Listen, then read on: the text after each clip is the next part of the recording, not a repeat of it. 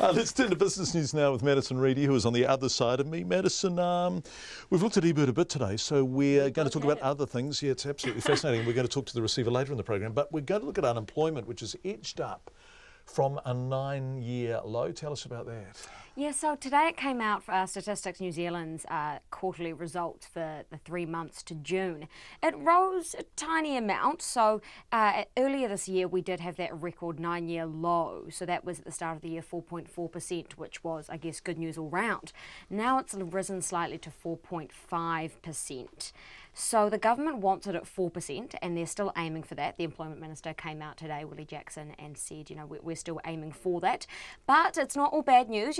He and the rest of the market shouldn't be too dampened by the fact that it's risen slightly, because there were a few small wins within that as well. So women are at their lowest unemployment rate that they've ever been at. Full stop. Full stop, which is, certainly good news. The same with Māori as well, is at their lowest unemployment rate. So Full stop? Since they've recorded numbers, so since 2004 is as far as the numbers go back. So only back till then. I mean, you could imagine that back in the day, the unemployment rate of women was quite different to what it would be now. But so there certainly were some small wins, and they're also NEET. So that's the people not in employment, education, or training. So they're typically, the kind of marginalised youth that people think are sitting on the couch all day not doing anything. So the number of those people are also reduced. So 9,000 of them got jobs in the June quarter, which was great. So we've had that as well. But there has been a bit of an inkling with wage inflation. So that has risen 3% as well to be $31 an hour. And also remember, we're on the cusp of the minimum wage rise too. So that happened in April. So that certainly would have contributed to that. So there was some economic commentary from some economists that came out today, and Kiwibank, their economists, called this the fire starter to inflation as a whole. So it's kind of pending as to what may happen there.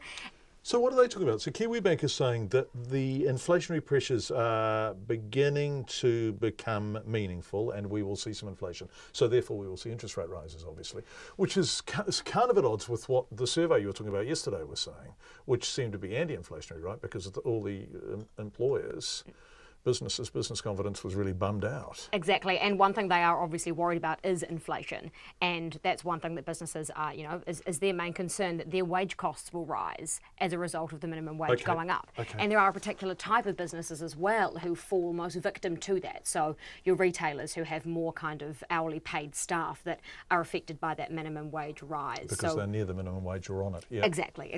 So they have more staff that they now need to pay more. So we have seen an inflation in that, whether or not that will flow out to inflationary prices and other things. Increased spending, yeah. Exactly, like consumables and things like that, food and the likes. And if you would like a regional breakdown, I've got one of those for you too. So the worst unemployment is in the Manawatu Whanganui region. That was at 6.6%. The best was in Southland. It's low at 3%. Farmers, possibly. Yeah, wow. And what was the national average again? What was it? 4.5, wasn't it? 4.5%. Yeah, and at the start of this year, it was 4.4, which was the lowest record low for 9 years. Yeah. So it's not all too bad. No. What happened on the markets today, Madison? The markets, we closed down 0.7%, so 62 points to close at 8860. That was the NZX Top 50 Index. New Zealand dollars buying at 67.9 US cents, 91.6 Australian and 51.8 British pence. Madison Reedy, thank you very much indeed.